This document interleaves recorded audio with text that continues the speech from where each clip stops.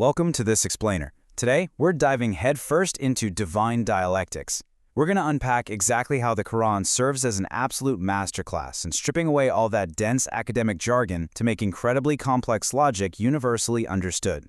So whether you're a history buff, a debater, or really just someone wanting to level up your communication game, the rhetorical tools we're looking at today are literally timeless. Okay, let's take a quick look at our agenda. We're starting with the war on jargon, then moving to logic through observation, followed by the process of elimination. After that, we'll get into some advanced debate tactics, and we'll wrap the whole thing up with the universal communicator. All right, Section 1, the war on jargon. Just look at the contrast here. On one hand, you have folks hiding behind dense terminology, saying stuff like, anthropogenic climate destabilization emerges from multifactorial atmospheric forcing variables.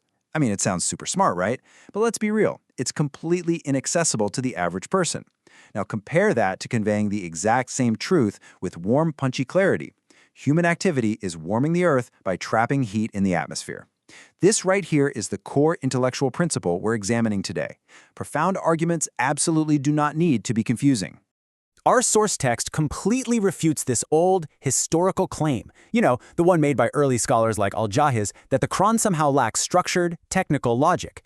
And why did they even think that in the first place? Well, because they were specifically hunting for rigid Greek syllogisms and these hyper-technical philosophical frameworks. But the text purposely uses a direct, human style instead. Because think about it, the ultimate truth has to be understandable to everyone. If you're communicating a vital message, clarity beats unnecessary complexity every single time. The logic is 100% there. It just refuses to wear that isolating mask of academic jargon. Moving right along, Section 2, Logic through Observation. Take a look at this expert Arabic term, Qiyas al-I'ada ala al-Ibtida. It basically translates to reasoning from first creation to recreation. And it's just a beautifully simple logical deduction. The argument here is that if you actually have the power and the ability to create something for the very first time, doing it a second time isn't just possible, it's inherently way easier. This idea is perfectly captured in this premise. As we began creation, we shall repeat it.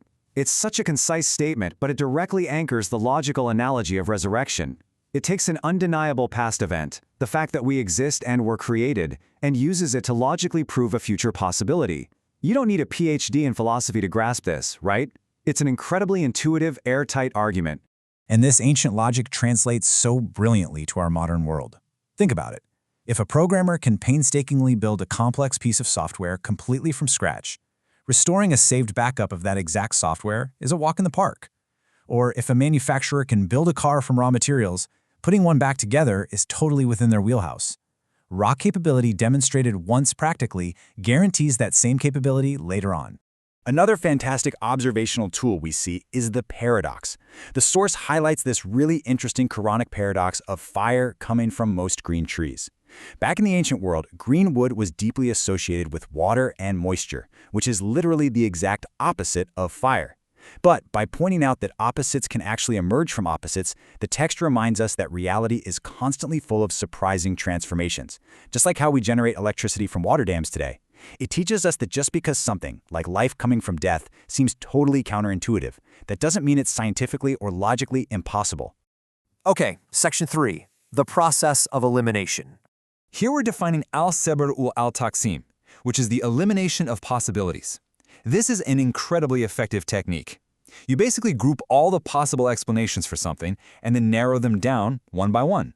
And honestly, it's the exact same framework modern doctors use to diagnose a tricky illness, or detectives use to narrow down suspects, or scientists use when rigorously testing a new hypothesis. The source gives us a brilliant real-world example of this in action. To expose exactly why pagans were illogically prohibiting the consumption of certain livestock, the text steps through and logically eliminates every single possible justification. It asks, is it prohibited because the animals are male? Well, no, because you eat other males. Because they're female? Nope. Because of something in the womb of both? Still no. Was it a divine revelation? No, you've got zero proof of that. By systematically stepping through these options, it completely forces the opponent into a corner where their whole argument just collapses, and only the truth is left standing. Next up, Section 4, Advanced Debate Tactics. So consider this really profound hypothetical for a second. What if there were two ultimate gods? This sets up what scholars actually call the argument from mutual interference.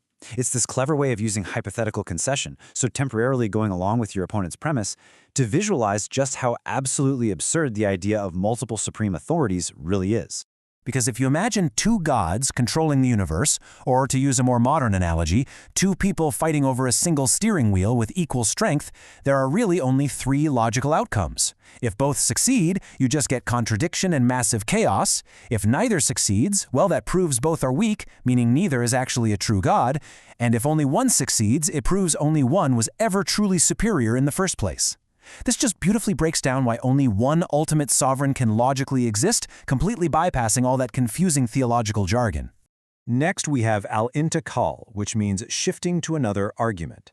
And let me tell you, this is a crucial skill for anyone communicating today.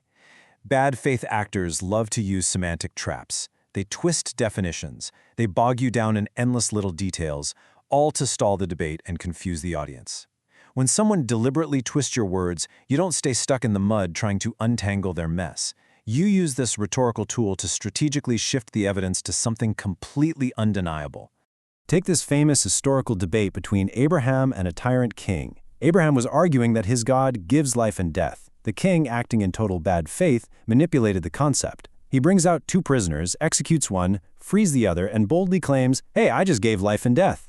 Now, instead of getting bogged down arguing the philosophical semantics of the word life, Abraham brilliantly pivots. He says, God brings the sun from the east, so you bring it from the west. I mean, what a Socratic pivot. It entirely bypassed the king's trap and shifted the argument to a massive, undeniable fact about the cosmos, left the guy totally speechless.